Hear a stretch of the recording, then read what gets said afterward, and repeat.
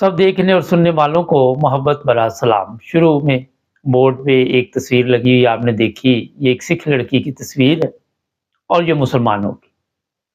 कुछ चीज़ें जो होती हैं हमें विरासत में मिलती है और जो चीज़ें विरासत में मिलती हैं उनकी कदर मेरा ख़्याल इतनी नहीं होती जो आपने मेहनत करके हासिल की होती है। इसकी मिसाल आज की इस्लामी दुनिया भी आप लगा सकते हैं। जो लोग भी मुसलमान हैं हम सब, हमें ये चीज़ें विरासत में मिली हुई हैं। हमारे बाप दादा मुसलमान थे, फिर हमने ना तो कोई इस्लाम पे रिसर्च की और ना ही मेहनत की और हमें प्लेट में रख के एक ज़बरदस्त मज़हब जो था वो मिल गया। और यही वजह है कि आज जो मुसलमान हैं, चाहे वो पाकिस्तान के, क्योंकि हमारा तल्लुक पाकिस्तान से है तो हम ज़्यादा बात पाकिस्तान की करते हैं।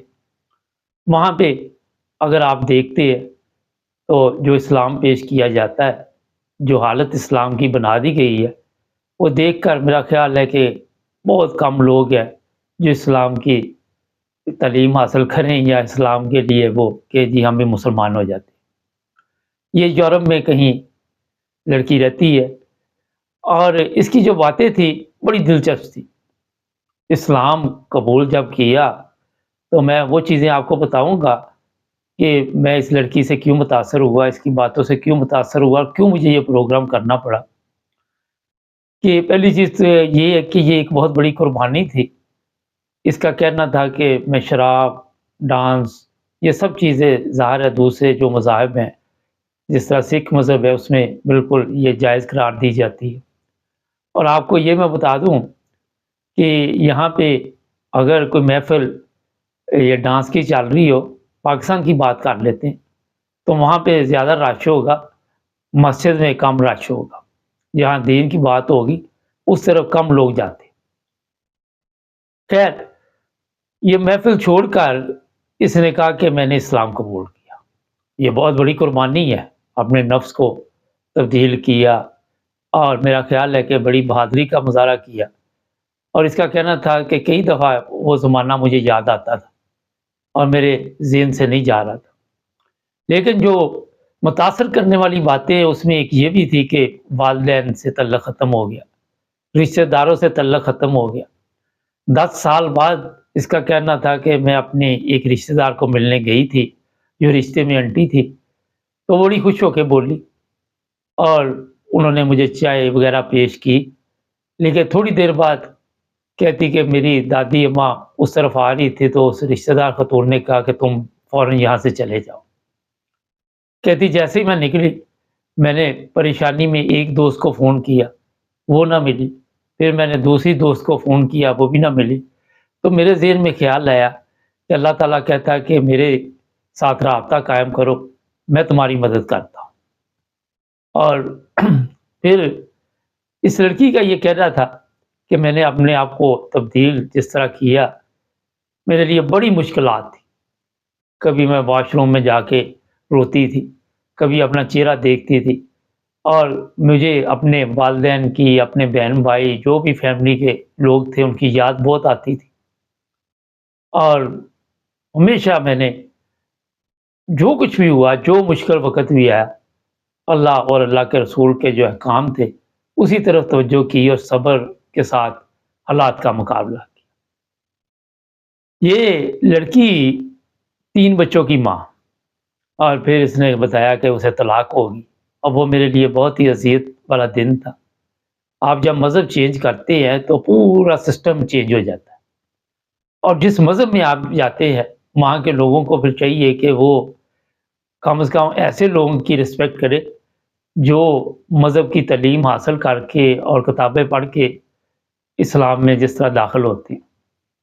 अब बात आ जाती है जनाब, जो मैंने इसकी बातों से नतीजा निकाला, हर बात पे सिर्फ़ अल्लाह और अल्लाह के रसूल की बात ये लड़की कर रही थी। ये बात मैं आपको इसलिए बता रहा हूँ कि आज पाकिस्तान की जो हालत है, वहाँ पे शिरक इस कदर है, हर मोहल्ले, कूचे, गली में, हर जगह पे आपको शिरक की दुकानें नज़र आती हैं।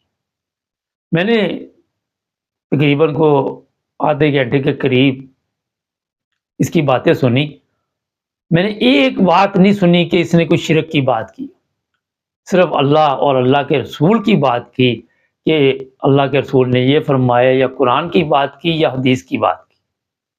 یہ بہت بڑی چیز ہوتی ہے، آپ کو یہ پتہ ہونا چاہیے کہ چاہے انگلینڈ میں لوگ پیدا ہوں، جہاں بھی ہوں، مگر اپنے مذہب کو چھوڑ کر دوسرے مذہب میں داخل ہونا، یہ ہے سب سے بڑا جہاد۔ آج آپ دیکھتے ہیں جو مسلمان وراثت میں لے کے آئے اسلام کو، ان میں دیکھے تو شرک کی کتنی قسمیں پائی جاتی ہیں۔ کس کس طرح سے ہم ان لوگوں کو دیکھتے ہیں، کوئی ناچ رہا ہے، کوئی گا رہا ہے، کوئی ملنگ بنا ہوا ہے، کوئی پتہ نہیں کسی مزار پہ بیٹھا ہوا ہے، کوئی کسی قبر کو پوج رہا ہے، کوئی کسی پتہ نہیں انسانوں کو پوج رہا ہے۔ یہ جو پاکستان کی بربادی ہوئی ہے، یہ انسانوں کی پوجا کرنے کی وجہ سے بھی ہوئی ہے۔ میں آپ کو یہ بھی بتانا چاہتا ہوں، کیونکہ شخصیت پرستی جب شروع ہو جاتی ہے تو لوگ خدا پہ بھروسہ چھوڑ دیتے، اور پاکستان کی قوم کی بربادی کی وجہ یہ ہے سب سے بڑی کہ وہ خدا پہ بھروسہ چھوڑ چکے۔ ان کی سیاستدانوں پہ نظر ہے کہ فلاں سیاستدان ہمارے لیے بہتر ہوگا، فلاں پولیس والے سے سلام دعا ہے، پولیس والے کی نظر اپنے سے بڑے افیسر کی طرف ہے، اس کی اس سے بڑے کی طرف ہے، انصاف، ان چیزوں کی وہاں پہ آپ کو دور دور تک کوئی ایسی، میرا خیال ہے کہ مہک بھی نظر نہیں آئے گی کہ کوئی یہ اسلامی ملک ہے۔